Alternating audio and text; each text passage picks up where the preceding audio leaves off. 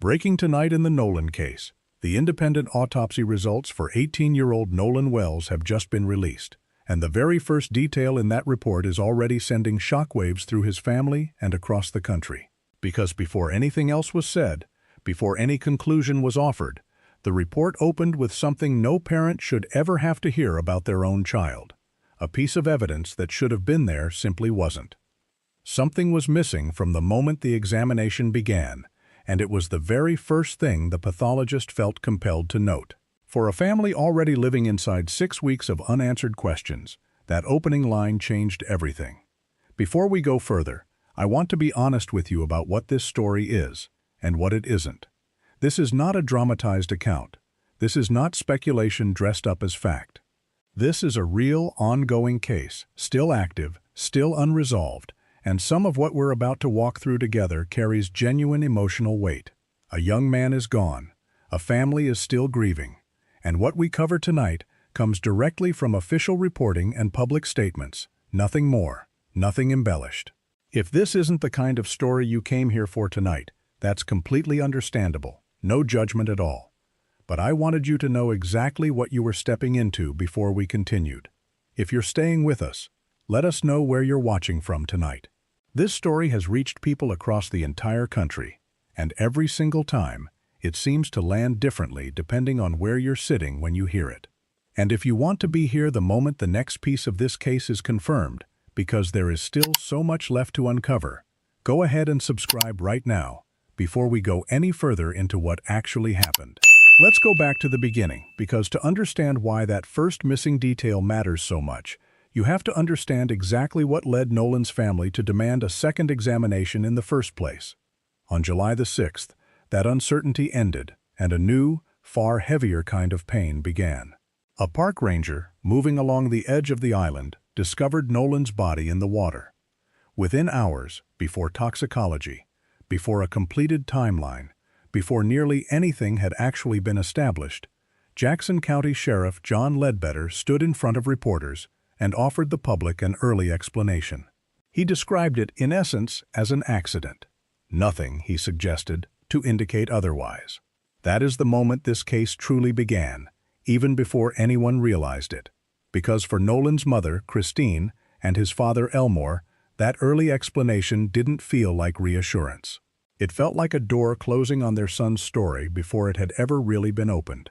It felt like being told, gently but firmly, that there was nothing more to ask, nothing more to look for, nothing more to fight for. They did not accept that. 6 days after Nolan disappeared, his family made a decision that would ultimately reshape this entire case. They chose not to simply wait on local officials to finish their work. They chose not to quietly accept the account they had already been given. Instead, in the middle of the most painful days of their lives, while trying to plan a funeral for their son, they made arrangements to have his body examined again. Not because they were chasing a different answer, because they needed a complete one. Sit with that decision for a moment, because it's easy to hear it as a simple procedural choice, and it was anything but.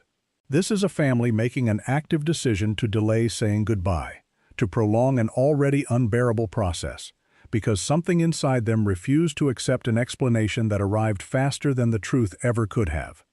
That takes a particular kind of resolve, the kind that only grief and love, combined, can produce.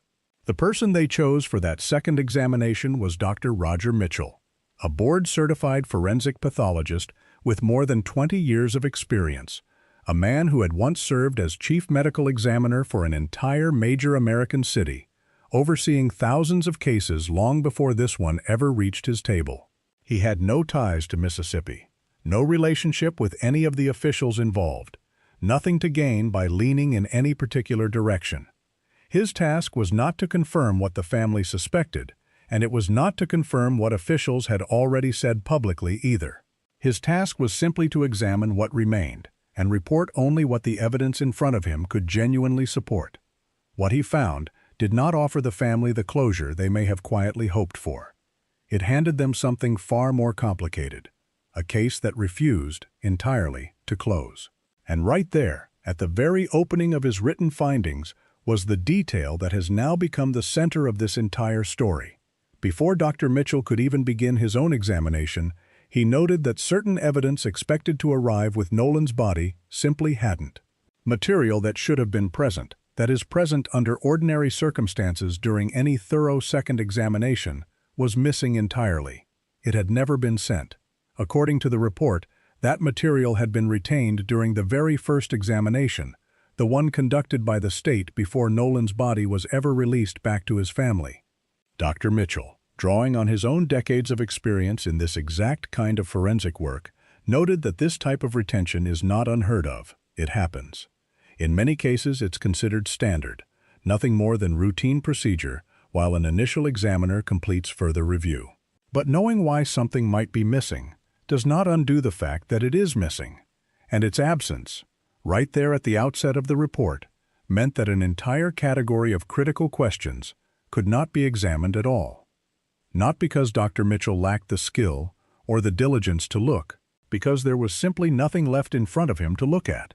For a family who had already endured so much, discovering that this very first, most basic piece of the puzzle was unavailable to them felt like being denied something they were entitled to from the beginning. Not out of malice, necessarily. But the effect was the same either way. A gap where an answer should have been. That single missing piece opened the door to everything else the report would go on to reveal. Because once that gap was acknowledged, Dr. Mitchell's official classification followed, and it carried its own weight entirely. Cause and manner of death, undetermined, pending investigation. It's worth pausing on that word, because it's easy to let it slide past without truly absorbing what it means. Undetermined does not mean nothing happened. It does not mean there is nothing left to find. It means that, as of this examination, there was not yet enough information available to say, with real certainty, what took place in Nolan's final hours. For a family who had already been told, within a single hour of their son being found, that this looked like a simple accident, that one word carried enormous significance. It was the first official acknowledgement that the story the public had been handed was not the whole story. It quietly reopened a door that had been closed before anyone had truly had the chance to look inside it. Then came a second finding, one that no one in that room was fully prepared to hear. During his examination, Dr. Mitchell identified an area at the back of Nolan's head that he could not explain. There was no fracture beneath it, nothing that pointed clearly toward an accident, and nothing that pointed clearly toward anything else. Simply a mark with no obvious origin, the kind of detail a careful, experienced pathologist cannot dismiss and cannot fully explain either. In his own written report, Dr. Mitchell chose his language with visible restraint. He did not call it evidence of harm. He did not call it proof of anything at all. What he did say was that it was significant enough to be highlighted for further investigation.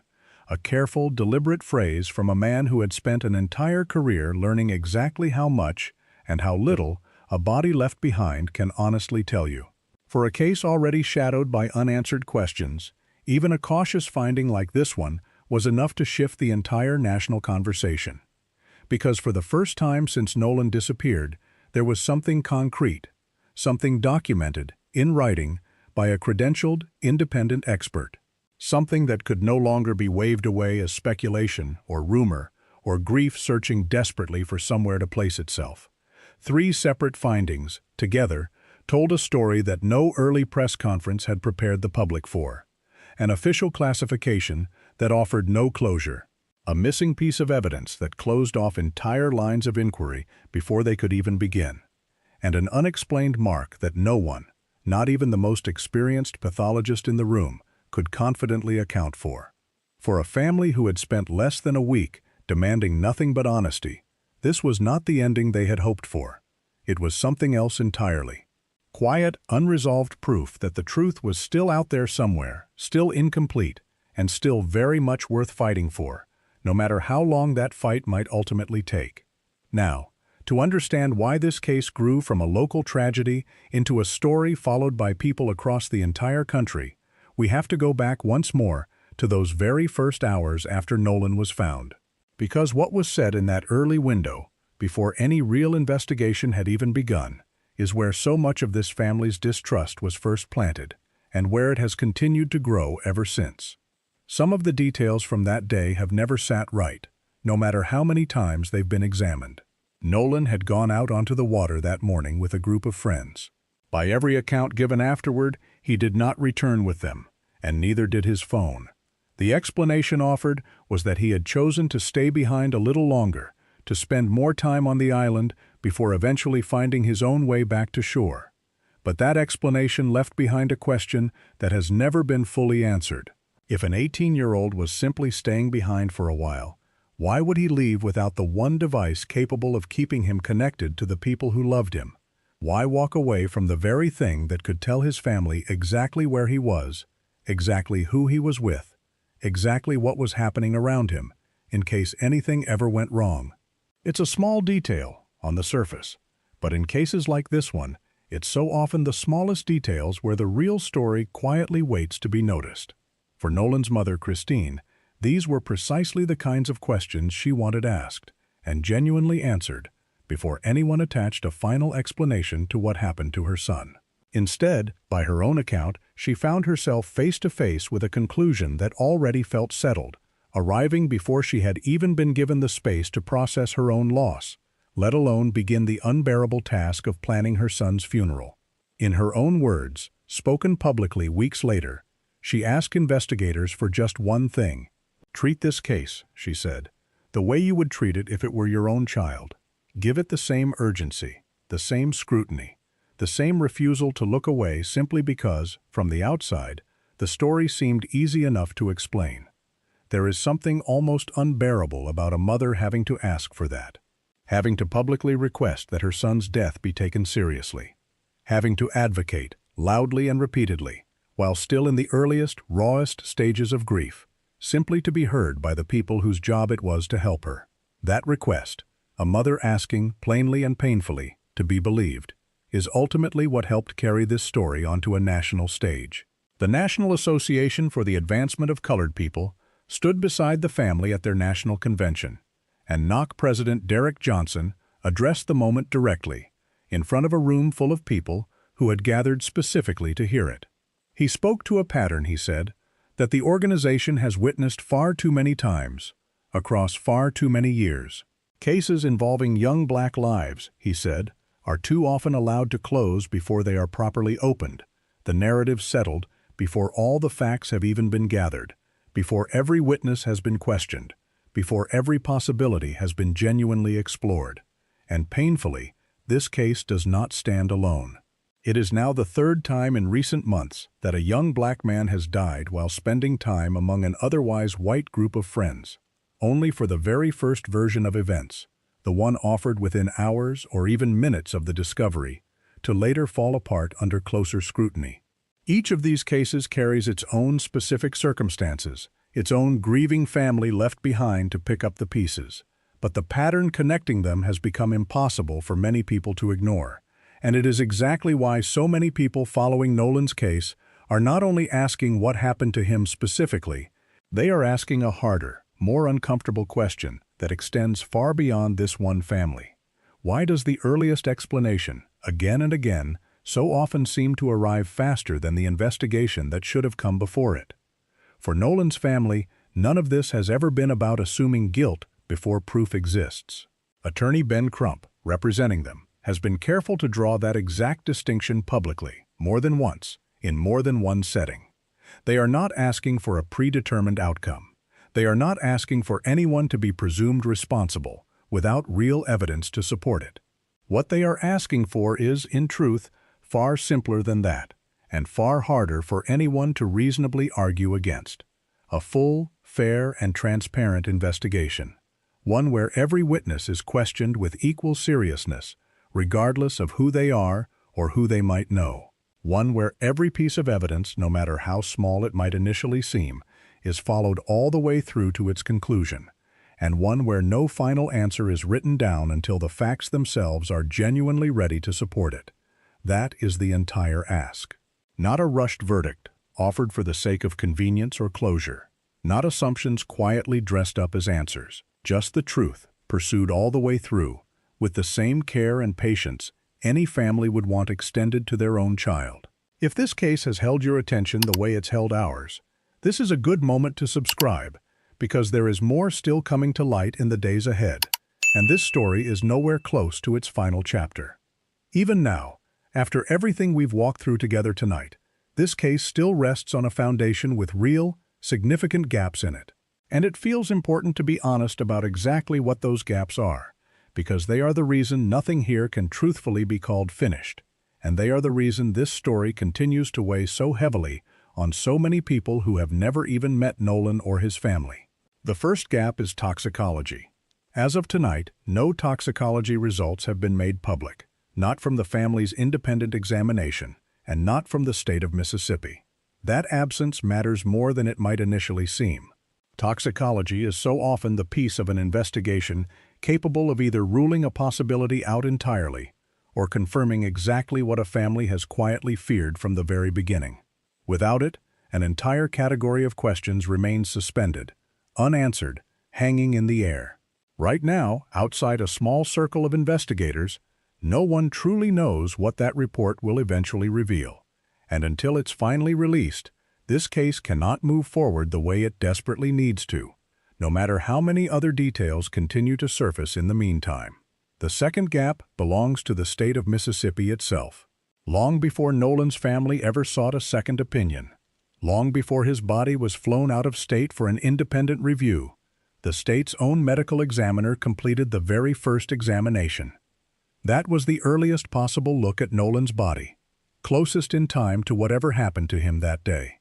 And to this day, those original findings have never been made public. No official report has been shared. No summary has been offered to the press. No word, publicly, on what was actually observed in those critical first hours after Nolan was found. That silence has not gone unnoticed, and it has certainly not gone unquestioned. For a family already navigating an unimaginable grief, and now navigating a very public, very scrutinized investigation into their son's death, this remains one of the most frustrating, most painful unanswered questions in the entire case. Because somewhere, inside a file that has not yet been opened to the public, may sit the very details capable of finally answering what this second, independent examination, through no fault of its own, simply could not. And then there is the third gap, the one that sits underneath every other question in this case. The one that, more than any other single detail uncovered so far, could ultimately change the entire understanding of what took place on that day.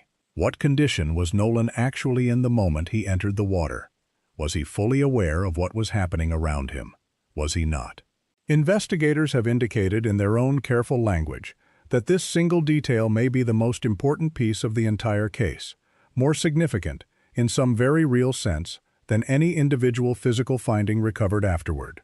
Because everything else, every documented result, every unanswered question so far, ultimately circles back to this one specific moment. And right now, tonight, no one has that answer. Not the family, not their independent examiner, not the public who has spent weeks following every single update in this story, hoping, each time, that this might finally be the piece that brings some real clarity. 3 gaps. 3 reasons this case remains open. 3 questions standing directly between what is known today and what actually happened to Nolan Wells on a day that was supposed to be nothing more than an ordinary summer outing with friends. So where does that leave all of us, after everything we've covered together tonight? It leaves us right back where this story began. Cause and manner of death undetermined. Not because nothing was found, not because no one is looking, or trying, or asking the right questions, but because there is still, even now, too much missing to say, with any real certainty, exactly what happened on that day. This is not the end of Nolan's story. At best, tonight is the midpoint. And if there is one thing this case has proven so far, one lesson that keeps quietly repeating itself, it's that the full truth rarely arrives all at once. It tends to come in pieces, released slowly, sometimes reluctantly, often only after enough attention, enough pressure, and enough people simply refusing to look away has made it impossible for that truth to remain buried any longer. Behind every one of these unanswered questions is a family who has to keep living, every single day, inside the space those questions leave behind. A mother who wakes up each morning still without the answer she has been asking for since the very beginning. A father carrying a grief that the rest of the world only glimpses in brief moments, in press conferences, in short public statements, while the quiet, private weight of it never actually leaves him. And a young man, only 18 years old, whose story is still being written by other people, simply because he is no longer here to finish telling it himself. That is what makes this case matter. Far beyond the headlines, far beyond the updates, far beyond the attention it has drawn from across the entire country. It was never simply about what happened on one afternoon in July. It has always been about whether a family is finally given the full, complete truth they have been asking for since the very first day, or whether they are left, indefinitely, inside the same uncertainty that has followed them since the moment they first heard that single word. Undetermined. We intend to be here for every piece of that truth as it comes. The moment toxicology becomes public, we will be back with the details, examined with the same care we've applied throughout this entire case tonight, without jumping ahead of what the evidence actually shows, and without adding anything beyond what has genuinely been confirmed.